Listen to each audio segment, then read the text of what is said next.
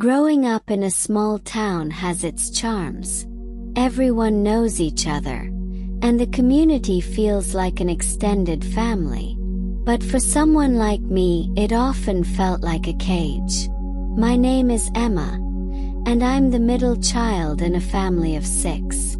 My parents were always busy, juggling their jobs and managing our bustling household. My older brothers, Tom and Jake, were the stars of the town's football team, while my younger sister, Lily, was a budding gymnast. Everyone had something they were passionate about, something that made them stand out. Everyone except me. I always felt like the odd one out. I wasn't athletic like my brothers, nor did I have the grace and flexibility of Lily. I spent most of my time reading books and dreaming of a world beyond our little town. My classmates were absorbed in their sports and social lives, leaving little room for someone like me. It wasn't that I didn't want to fit in. I just couldn't find anything that resonated with me. The more I searched for something to call my own, the more I felt like I was drifting in a sea of mediocrity. One day, while I was wandering around the town square, I stumbled upon a small, dusty bookstore. It was the kind of place that seemed frozen in time, with old wooden shelves stacked high with forgotten treasures. I pushed open the creaky door, and the smell of aged paper and leather enveloped me. The owner, a kind old man named Mr. Thompson, greeted me with a warm smile. He had a way of making you feel like you belonged, and for the first time in a long while I felt a spark of curiosity. As I browsed through the shelves, I found a book about chess. It was an old, worn-out copy with faded illustrations and yellowed pages. I had heard of chess before, but it was always something that seemed too complicated, too distant from my reality. But something about that book intrigued me. I decided to buy it, using the few dollars I had saved from my allowance. Mr. Thompson gave me a knowing look as he handed me the book. "A wise choice," he said. "Chess can teach you a lot about life." I took the book home and started reading it that night. The more I read, the more fascinated I became. Chess wasn't just a game. It was a world of strategy, logic, and creativity. It was a battle of minds, where each move could determine the fate of the game. I was hooked.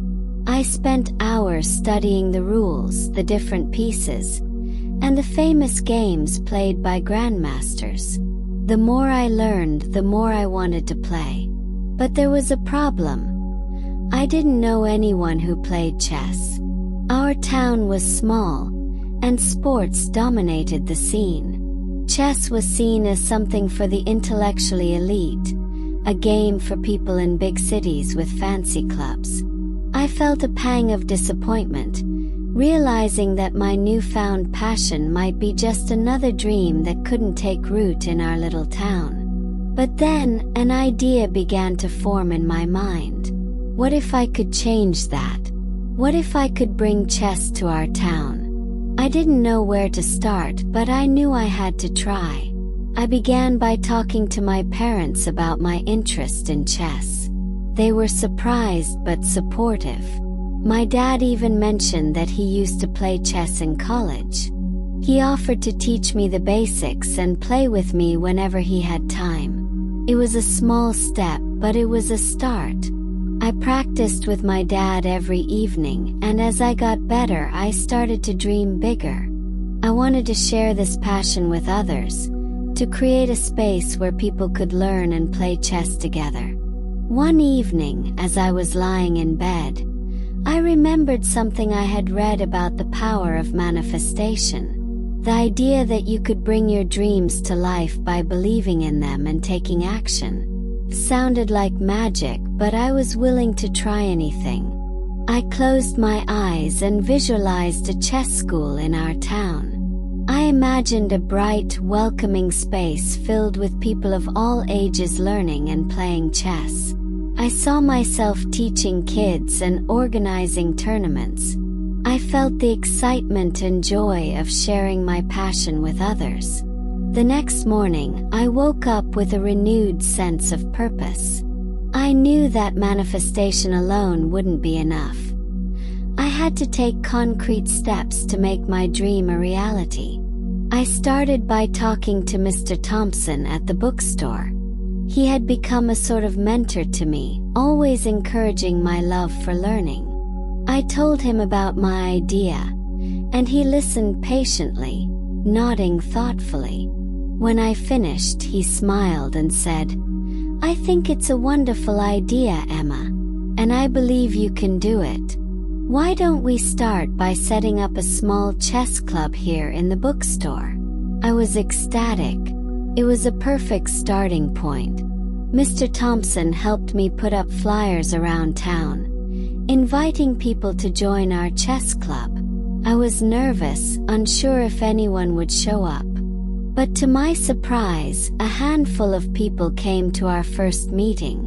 There were a few kids from my school, an elderly couple who used to play chess in their younger days, and even a few adults curious to learn the game. We gathered in a cozy corner of the bookstore, and I shared what I had learned about chess. We played a few games, and I could see the excitement in their eyes. Week by week, our little chess club grew. More people joined, and the bookstore became a hub of activity every Saturday afternoon. I loved teaching the kids, seeing their faces light up when they made a good move or won a game. The elderly couple, Mr. and Mrs. Smith, became regulars, sharing their own chess stories and strategies. It was amazing to see how a simple game could bring people together, bridging generations and creating new friendships. But I didn't stop there. I wanted to take our chess club to the next level. I started researching ways to start a chess school, looking for grants and support from the community. I wrote letters to local businesses, explaining my vision and asking for their help. Some responded with donations, while others offered to spread the word.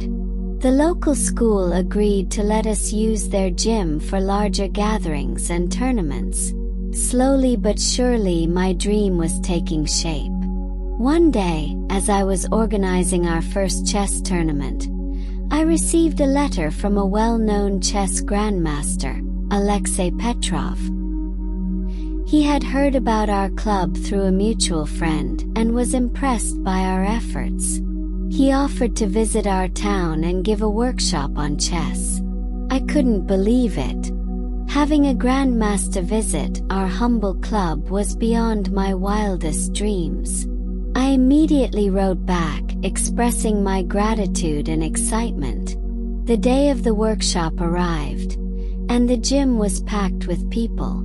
Alexei Petrov was everything I had imagined and more. He was kind, patient, and incredibly knowledgeable. He shared his journey with us, talking about the challenges and triumphs of his chess career. He played simultaneous games with several of us, offering tips and encouragement. It was an unforgettable experience, and it gave our club a huge boost in visibility and membership. As the years passed, our chess school became a fixture in the community. We offered classes for all ages, organized tournaments, and even had a few students compete at the state level. My own skills improved dramatically, and I started participating in regional competitions. It was a lot of hard work, but seeing the joy and excitement on people's faces made it all worthwhile. Looking back, it's amazing to see how far we've come. From that dusty bookstore and a single book about chess, we built something incredible. My journey taught me the power of belief, determination, and community. It showed me that even in the smallest of towns, dreams can take root and flourish. And most importantly, It gave me a sense of purpose and belonging that I had been searching for all my life. My family, who once saw me as the quiet, bookish middle child, now saw me as someone who had brought something special to our town. They were proud of me, and that meant the world. My brothers, who used to tease me about not being into sports, now asked me for chess tips and played with me whenever they were home. Lily, who was excelling in her gymnastics, found a new interest in chess, and we spent many evenings playing and talking about our dreams. The power of manifestation, combined with hard work and the support of a community, had transformed my life. I discovered that passion can come from the most unexpected places, and that it's never too late to find your calling. As I stood in our bustling chess school, surrounded by the laughter and chatter of students and players, I felt a deep sense of gratitude. This was my home, my dream, and my legacy. And it all started with a simple wish and the courage to pursue